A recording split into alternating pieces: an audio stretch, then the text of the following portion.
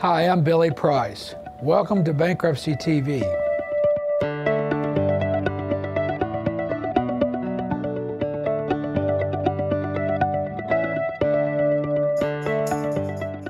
When clients come in to see me, one of the questions they ask me is if they file bankruptcy, will they lose any of their assets?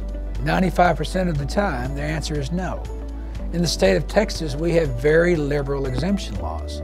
If you file bankruptcy in the state of Texas, you can either choose to file under federal exemptions or state exemptions.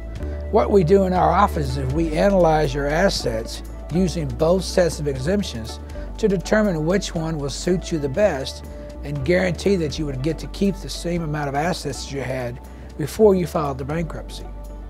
Because of the two different types of systems that we use in Texas, again, you typically do not lose any of your property, and just because you file bankruptcy doesn't mean you'll have to give up those assets. I'm Billy Price. Thank you for watching Bankruptcy TV.